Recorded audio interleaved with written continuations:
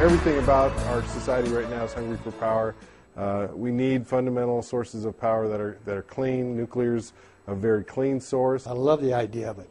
I've been around different communities that's had nuclear power. It's like having a jail in your backyard. Nobody wants one until they have one.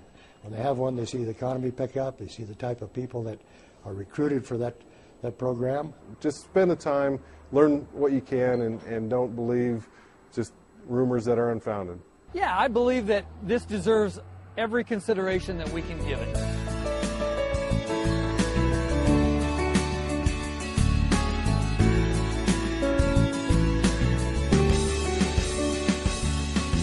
This site, which here in Payette County, has a number of good features. First of all, I think, as we know today, while a lot of the nuke plants in the early days were built in neighborhoods, and that was acceptable, today they need to be out of sight and out of mind, like many industrial complexes. This certainly fits that location. There's no homes in sight. Back in this canyon, almost to the end, as you can see here, is the area we had in mind for the site. That's almost 2 miles from the road. It's a very narrow view of the road here up the canyon. Back in that location, we're not sure that you can be able to see any of the plant from the road. If so, it'll be only a small top of one of the buildings. And we certainly don't want to change the landscape. People like things in the rural area to look the same, be the same. From a distance, many of these plants look like farms, and the reactor building looks like a silo. So we can show pictures where, from a distance, you can't tell a farm with a silo from a nuclear power plant.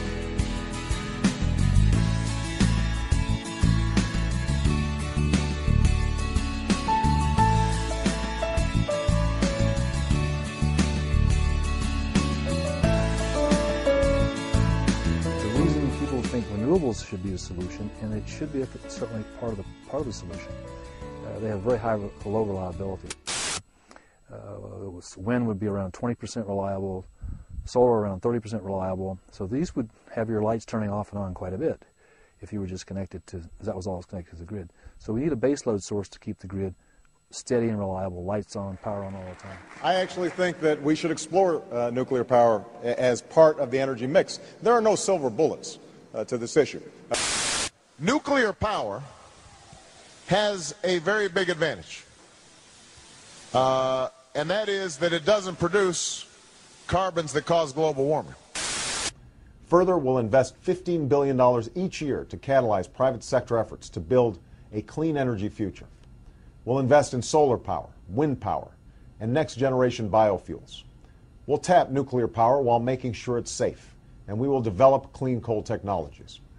This investment will not only help us reduce our dependence on foreign oil, making the United States more secure, and it will not only help us bring about a clean energy future, saving the planet, it will also help us transform our industries and steer our country out of this economic crisis by generating 5 million new green jobs that pay well and can't be outsourced.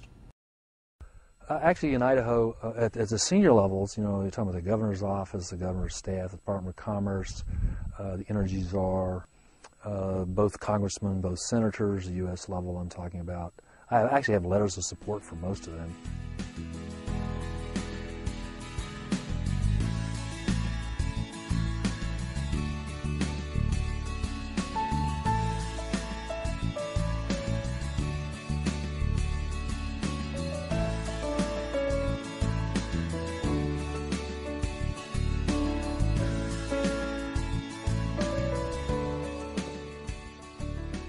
And so in the construction of these plants, we could peak at about 5,000 workers, average salary $60,000 over a 4 to 5 year period.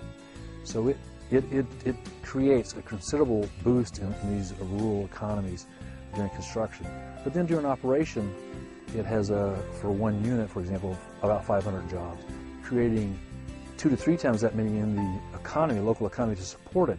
So one plant could produce 2,000 full-time jobs, direct and indirect. Average salary in the plant and last year was $80,000. These are high-paying jobs, good jobs that people in these rural areas usually don't see without traveling many, many miles. No, I just think that if we had a nuclear power plant in the Payette Valley, it would support our power sources, give alternative energy. It would initially promote several thousand jobs probably in getting the project up and running. I know it takes 4 or 5 years before you get a facility like this installed. That would give a lot of jobs, a lot of labor force. And it would also bring to our community those people, highly trained technicians and skilled laborers that would benefit the community for a long time to come. Over the last couple of years, there's been a number of businesses, both on our corridor here, but in the towns at large. I think every town around here is struggling to keep their older downtown areas alive. Payette County in particular needs the job creation, and so from an economic standpoint, I'm very interested in what a plant like this with the jobs it could create might mean to our way of life. We need things that bring revenue into our small towns, and this is going to be something that creates good jobs, good paying jobs, stable jobs. Not only for Payette City, Payette County, stretching across into Malheur. $2 billion in gross domestic product into a county of this size with about 8,000 or 9,000 families. You will, triple, quadruple their tax base. We build new hospitals, new schools, new road system. There's going to be more grocery stores. There's going to be more gas stations. There's going to be, the existing businesses will benefit directly from new jobs like this, good jobs like this. We have great agriculture, we have good retail in the area, but this brings a whole different element that potentially just levels out our local economy.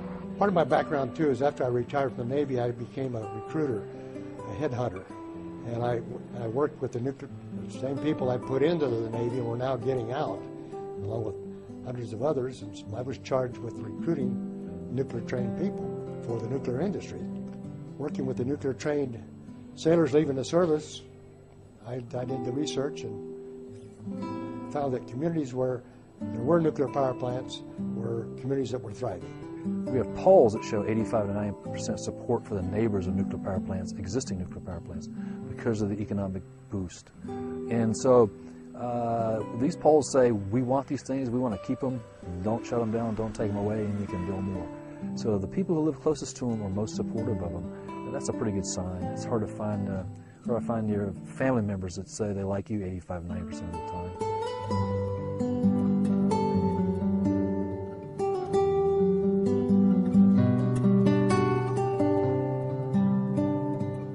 Well, in the U.S. there's 104. We have the most of any nation. There's about 439 worldwide. The most concentrated country is, of course, France, with 59. France is about the size of water. The best way to describe water for us, our consumption, worst case, would be equivalent to a quarter mile pivot, 140 acres, irrigated year-round, to put in farmer terms, or less than 1 million gallons a day. Yeah, we're talking about a plant that will generate, in a sense of gross sales, $5 billion a year. So if you divide that by 365 days, you're talking about $4 million a day in money flowing this way. And the nuclear power industry, in my opinion, would attract the right people, train people, and then it would benefit the overall community as a whole. Things like this don't come around very often. What we need to determine is what will this power plant mean to our local economy, to the jobs that it could create. Opportunities are there to be seized, or somebody else will, and I really hope our local community, takes the time to understand what's going on, and then embraces this. So, and I'm here to encourage the folks I talk to. We don't want to miss an opportunity because we listen to naysayers.